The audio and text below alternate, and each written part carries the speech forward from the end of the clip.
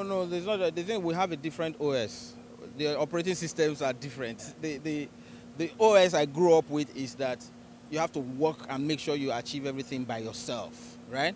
If you get additional support, it's Jara. But what a lot of youths now have is a I deserve it kind of feeling. I'm entitled, that entitlement feeling. Oh, they're supposed to give me a job when I graduate. I'm supposed to find work when I leave school. I'm supposed to be, but then again, you now sit back and you're like, what is the qualification that these people are asking for? I'm not lying. I have tried to employ certain people to work with me.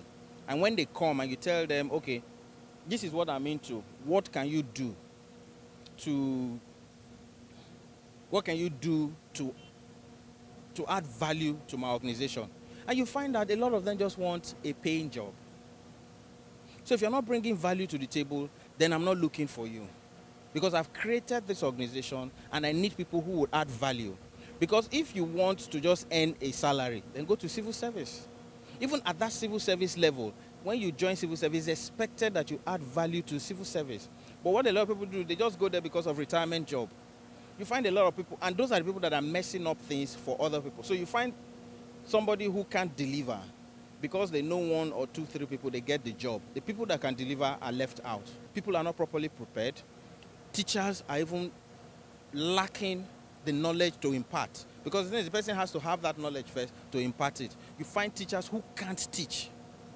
And then when somebody like Oshomole says, oh, we need to drive this person from teaching service because the person can't even teach or read, then the people protest. Oh no, leave the teaching service alone. Which means they know that by the time that process is activated, maybe 70% of them will be chucked out.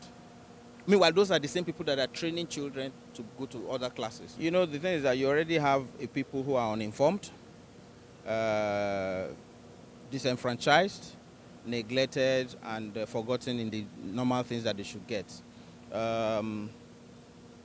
Which is why when you begin to talk about something, people shout witch hunting, witch hunting.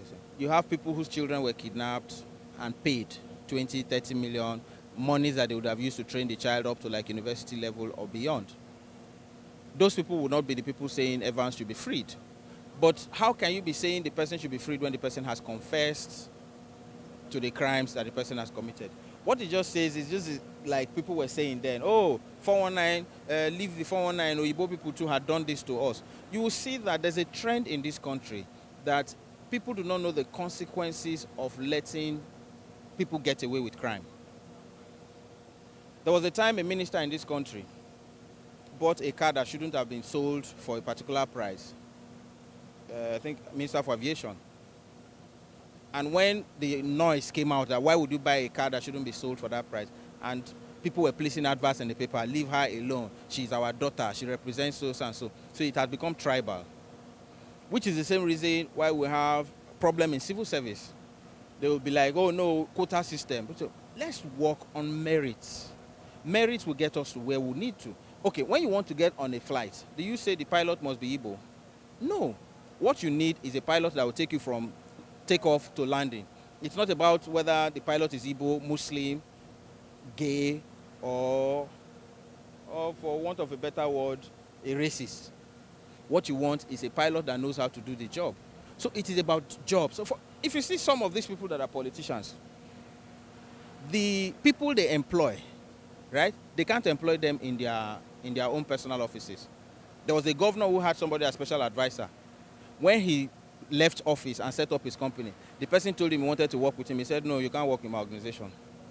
That's to tell you. So you have all of this going on. It is that people will now say free Evans because in some mentality, it's like you people are chopping more than the guy. But this is a crime. People just don't get it. So now we have resigned ourselves to a point where anything terrible should be allowed because of tribal issues. Anything terrible should be okay. Because if you are not fit for the office, do you know that people in the Senate that can't speak English? So how do they want to understand constitutional matters, amendments? How will they on their own put things together to propose? So those are the things that we're looking at. And for me, really, the Evans case is just a signpost of the deterioration in our society. Deterioration in our society. Somebody who actually confessed to things that he has done, that has shaken up family, torn people apart, robbed people of his money. And then government also does something very bad. You find that this man has enriched himself with this kind of thing, and you break down the building. No, use the building for a correctional thing. Use the building for a library. Use the building for a home for motherless babies' home. Or commercialize it, rent the place out, take the money and put in a school. So as the building is bringing money, you put it in a school and name it proceeds of crime investment. But the stupid people that we have in government will go and bring the building down. You've already wrecked the monies that those people's lives created. You've wasted it. Those are the things. And so people are not thinking rationally. But what do you expect? The educational system is bad, so the cognitive thinking and reasoning is also shallow.